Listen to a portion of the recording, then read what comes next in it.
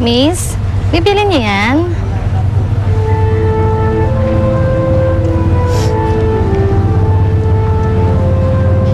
Ako, baliw yata to eh. Bibili mo ba to? Akin to. Ano sa'yo? Eh, paninda ko yan eh. Akin na yan.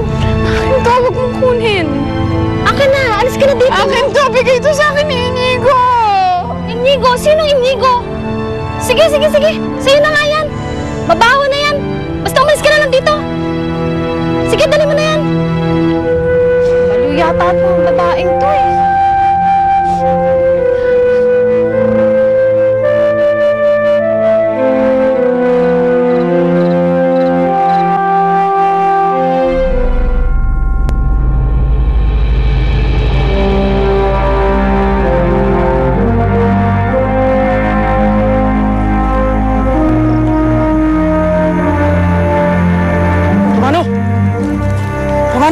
Dindo.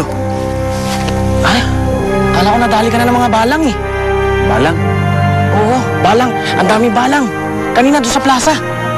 Marami nang namatay. Ako tumakbo lang ako doon sa gubat para maligtas ko yung buhay ko eh. Ano nangyari sa'yo? Kung gusto mong mahaganti kay Elvira, sa taong pumaslang sa pamilya mo, magagamit mo ang kapangyarihang taglay ng Luminos. Ang susi ng Illumina. Kailangan mong makuha ang susi ng Illumina. Dindo. May kailangan akong gawin. May kailangan akong kunin.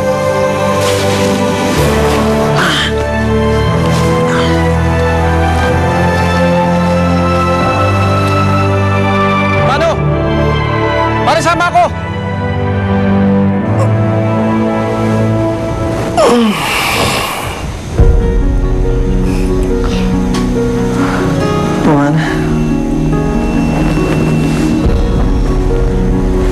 Inigo.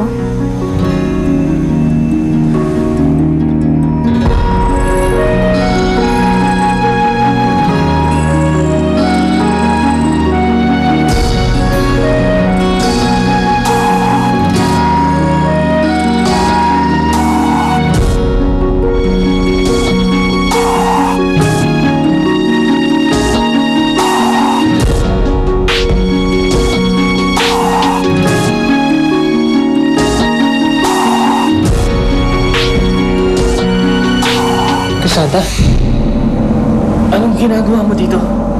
Andito ako para angkinin ka, Inigo. Akin ka na mula ngayon. Akin ka na. Tama na! Tama na! Ah! Okay ka lang? Masama lang ang panaginip ko.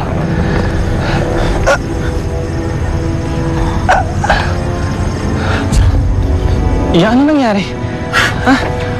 Aksidente tayo palabas ng bayan. Pero okay na tayo ngayon. Okay naman yung kotse. Humingi na rin ako ng tulong. Nag-text na nga ako eh. Oo nga ba? Ano bang nangyari sa'yo? Nanaginip ka nga siguro talaga ng masama eh. Diyos ko, ang lamig ng pawis mo, iho. Okay lang, kuya. Umuwi na tayo. Sandali lang. Ang mabuti pa, hintayin natin yung tinawag kong tulong.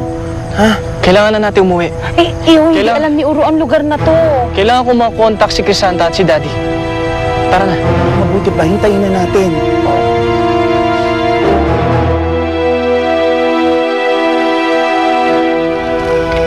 Mahal mo ko. Hindi mo ko mahal. Alam mo, hanggang ngayon, kinikilabutan pa rin ako sa mga nangyari. Oo nga eh. Sigurado talaga ako na punong-puno ng maligo yung bayan na yan. Di ba, Inigo? Hoy! Naisip ko lang yung panaginip ko kanina. Bakit ano bang panaginip yan? Ito kasi mga nakaraang araw. Lagi kong napapaniginipan siya. Si?